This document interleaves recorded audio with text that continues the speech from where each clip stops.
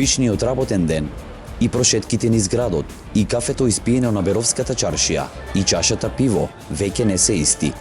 Короната дефинитивно во нашите животи внесе промени, а иако најважно е да го сочуваме животот, поради неа изгубивме и некои работи кои не прават среќни. Од најмалите ситници до убавите и спокојни моменти, луѓето, а тука се концерти, прослави, па дури и вообичаените денови на работа без грижа и разговор за короната. Ги запрашавме беровчани што се изгубивме со короната и зашто највеќе жалиме од претходниот период. Се сменија многу работи. Се смени веќе дружењето, кој нема веќе во чашија, гледате празна чашија. Начина на живот, веќе и у фамилија мора дисциплинирано да се дисциплинираме, да спазвуваме од комисијата за здравство што ни препорачуваат да носиме маска. Се смени начинот на живот. Нема забави, нема концерти, нема дружба, отворено маски и тоа највеќе. Забавите. Тоа е дружба, забави, нема, тоа е. Мора да седиме на отворено, да пиеме. А според вас кога би можело да се врати животот во нормала како што беше претходно? После 30 години. И дали ќе го начекаме ние, тоа не знам. Како прво за работата прво. Многу работи се поослабнеа, како не са како што и бизнис и многу други, почне од бутици до ресторанти, до кафичи, до дискотеки, това е се на 20% намалено. После, како да го нарече тој закон, не е ни комунизам, не е ни фашизам, туку е како нов закон да дојде. Мисля, тоа го јас барем мисля, това е моје лично мислење.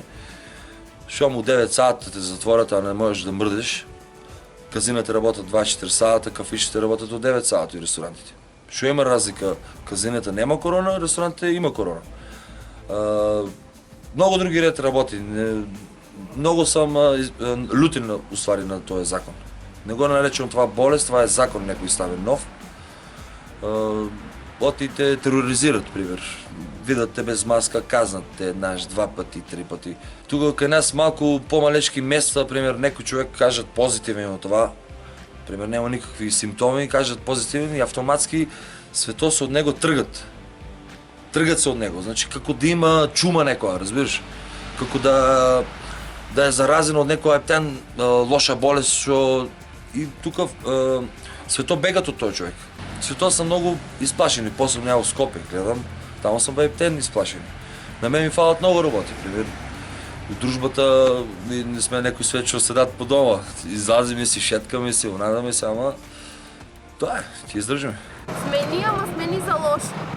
За лошо. Ништо добро не видекме од коронавирус. Да. Само лошо, значи не можат луѓето да се дружат, да комуницираат, да работат, да изгубија работни места. Мислам дека со коронавирусот се смени обштествениот начин на живење. И тоа, да не кажам во целост, али во голем процент. Контактите меѓу луѓето веќе се намалени. Заедничкиот живот, заедничкиот дружење, тоа е се намалено. Едноставно луѓето се затварат, се зачуруваат. Се плашат едноставно од тој, викаат, скриен вирус убиец. И ако се гледа обштествениот живот, гледаме се затвараат детски градинки, се затвараат училишта.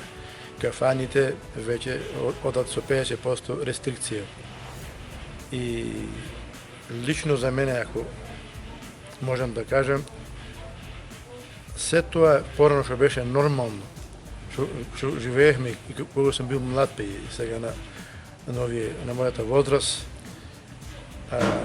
слободниот живот, заедничкото живење, заедничкото дружење веќе го нема.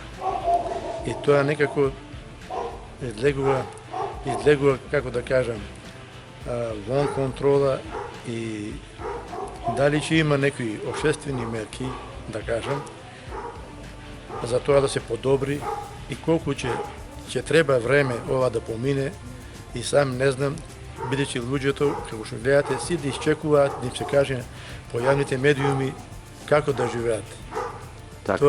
Тоа порано го немаше, секој си го живееше животот кој како сака. а не некој остана да му диктира како да живее и како да се однесува.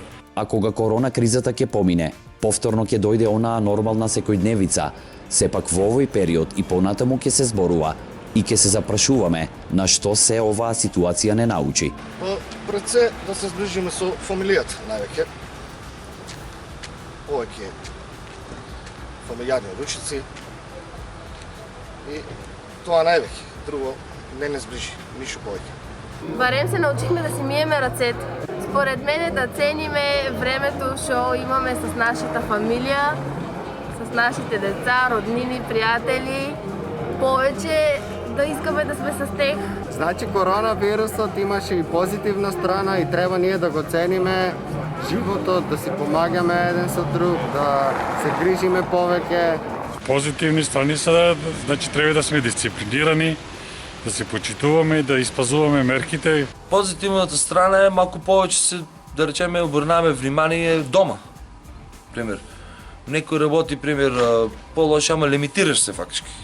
А си повеќе лимитиран и кога си лимитиран, повеќе гледаш околу твој круг. Шо е, оти тука не можеш веќе со било кој да комуницираш, оти така е направено ствари. Повеќе си гледаш твој круг на луѓе, фамилија, со ник. Това е само нешто по-добро мога да кажа, а другото е се лошо.